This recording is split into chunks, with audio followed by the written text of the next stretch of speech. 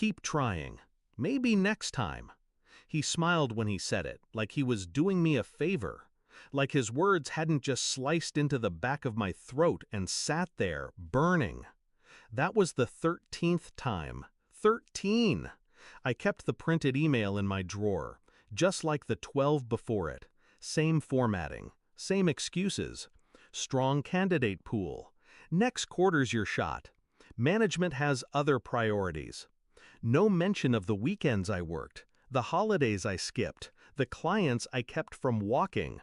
He said I was invaluable, just not valuable enough to promote.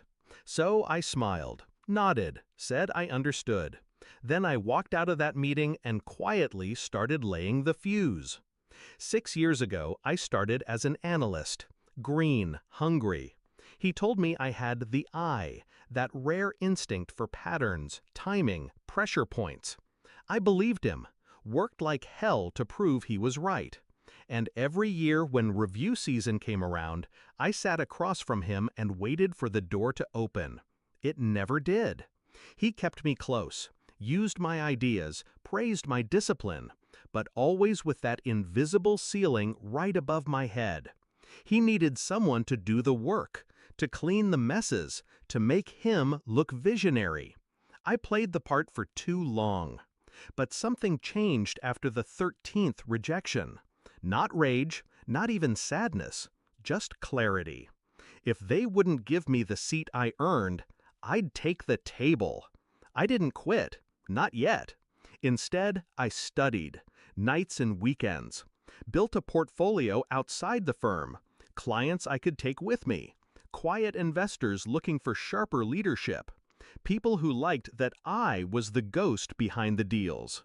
Then I started documenting everything, his backdated numbers, his whispered side deals, his shell contracts.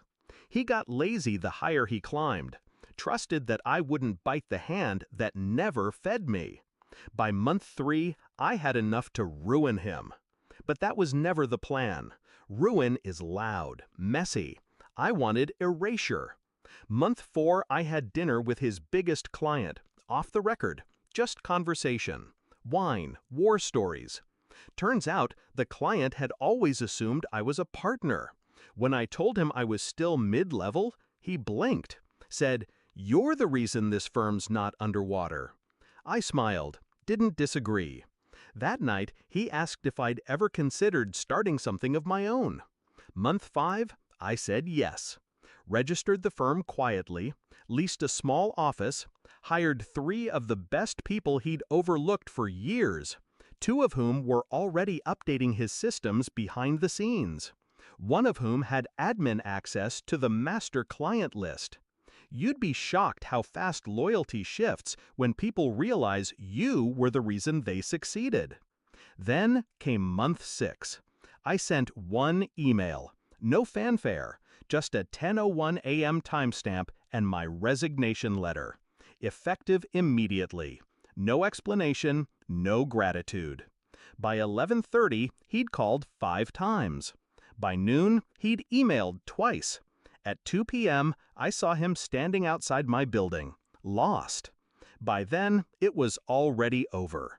Because that morning, every client I'd nurtured, every deal I'd kept alive, walked out with me. I didn't ask them to. I didn't need to. They knew where the real value came from. By 4 p.m., the firm's stock dipped 12%.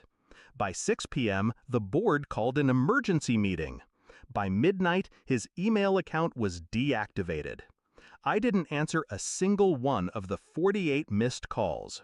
3 days later, he showed up to my new office. Not a word of greeting, just stood in the doorway, face pale. "You used me," he said. I looked up, calm. "You used me for 6 years." He tried to argue, blame, beg. I listened.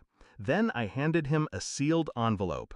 Inside, a printout of the 13 rejection emails, highlighted, annotated, and 1 line handwritten across the bottom, "It's not personal.